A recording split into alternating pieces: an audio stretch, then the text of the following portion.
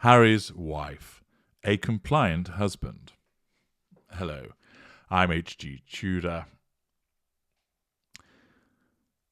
Information provided by the international news, by, as always, the enigmatically named web desk, tells us compliant husband, Prince Harry, a stepping stone for Harry's wife. Compliance is necessary in our victims. This is because we need control, something that I've explained in detail in an immediate part passim of this series. Compliance is required because that shows that you're under control. It makes life easy for us. If you're compliant in terms of not threatening our control, doing what we want, giving us fuel, providing those character traits, delivering up those residual benefits, all is well. Unfortunately for you, where you are a compliant husband or wife or boyfriend or girlfriend, i.e. a compliant intimate partner primary source, that state of affairs is not going to last. Why? Well, quite simply, you're damned if you do and you're damned if you don't. You enjoy the initial golden period or in some instances bronze period, but where it's a golden period, we give you all of the good stuff and draw you in, creating that illusion to cause you to enter our illusion willingly. Thereafter, you're embedded as the intimate part of primary source. But as time goes on, as Harry has found out to his cost, the fuel that you provide us with becomes stale, and therefore we view you as a traitor and treacherous, and thus sustained devaluation occurs.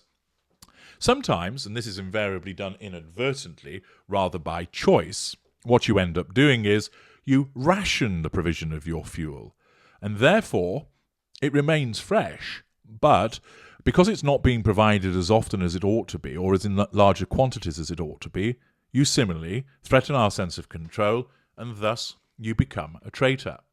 In some instances, the fuel might remain fresh and plentiful, but for some reason you start becoming a problem, that you're not doing what we want, and thus this threat to our control, and if it keeps happening, means that you're shunted into a sustained devaluation. Accordingly, you will always enter a sustained devaluation. Even if you remain completely compliant and don't threaten control, your fuel's going to end up stale, and thus, in order to excite things again, inject some more fizz into the relationship, we have to devalue you so that you start to provide us with the more potent negative fuel. Harry, of course, it was required to be compliant, and that continues. So his compliance is secured at first by benign means and then through malign means. And, as the international news tells us, Prince Harry, just a compliant husband to Harry's wife's dream of achieving global celebrity. Harry's wife is reportedly treating Prince Harry as her compliant husband. That's absolutely correct. As a narcissist, that is what she will do. And of course, she's not the only one. And that she's allegedly using him as a stepping stone to becoming a global celebrity.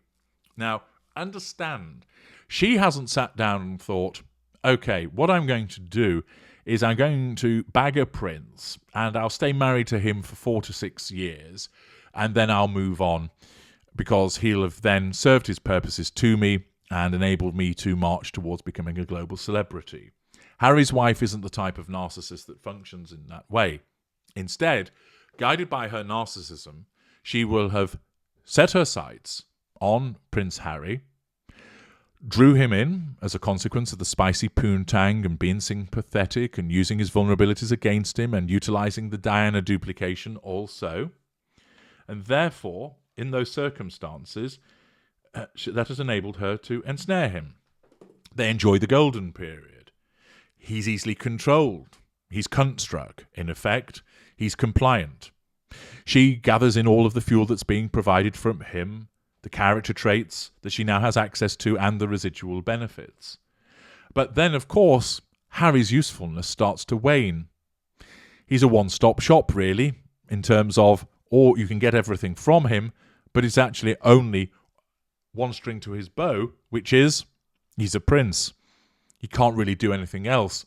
Sure, he was of some use in the army, and he shows some use when he's in Africa with regard to certain conservation efforts. but those aren't things that are of use to her.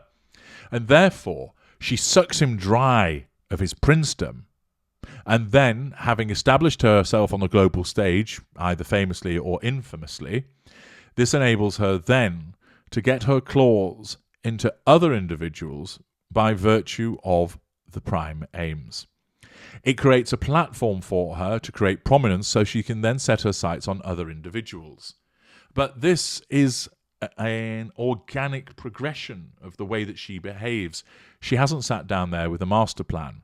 If she had, she wouldn't have been making the schoolgirl errors that I've repeatedly pointed out. The article continues. This claim of her using him as a stepping stone has been made by royal author and expert Tom Bower in a new piece for The Sun. He started by accusing Harry's wife of being the driving force behind the Netflix deal. Undoubtedly that's the case. Her narcissism will have driven her to engage in that because it would allow her access to more people, thus gaining more fuel, allowing her to acquire character traits from the series and, most importantly of all, manage her facade and the residual benefit of money. He also believed, matured in Hollywood, she has imposed her narrative on Harry. That's absolutely correct. In effect, she's controlled him, made him compliant, made him swallow the Kool-Aid. He describes Harry as a compliant husband. In Mr. Bower's eyes, the Netflix series is Harry's wife's latest vehicle to wreak damage on the royal family and Britain. Indeed, that is done as part of the necessity of asserting control over the royal family, nullifying the threat that they pose to her control, and also that her narcissism utilizes it as a vehicle for revenge, because in her world she believes that she was the one that was hard done to by the royal family. During the course of the chat, the author also claimed, as Harry's wife later revealed, marrying into the royal family was just a chapter in her life, a stepping stone to becoming a global celebrity after she failed, just before meeting Harry, to land any significant acting parts. Accordingly, because she was going to lose out of certain prime aims by not having any significant acting parts, her narcissism guided her to do what she's always done, find a man and piggyback him, as she did with her father, as she did with Trevor Engelson, as she did with Corey Vitello, as she has done with Prince Harry, and as she's done with other men. She draws them in, invariably using spicy poontang and other manipulations, and then secures the prime aims, despite maintaining that she is a strong independent feminist. A hypocrite also. Bower ends by stating, becoming a duchess was a perfect interlude while seeking a new career. Netflix, she calculates, gives her a new opportunity to launch her next chapter. Her grandiosity is that she talks about herself as if she's a story, because in her mind, it is a fairy tale, an amazing film with chapters and turning a new page, etc. It shows the pretentious way that she regards herself, but is also demonstrative of the deluded way that she looks at her world. Tom Bower, of course, has her number and recognises quite clearly the behaviours that she engages in, which are all, of course, demonstrative of her narcissism. I'm H.G. Tudor. Thank you for listening.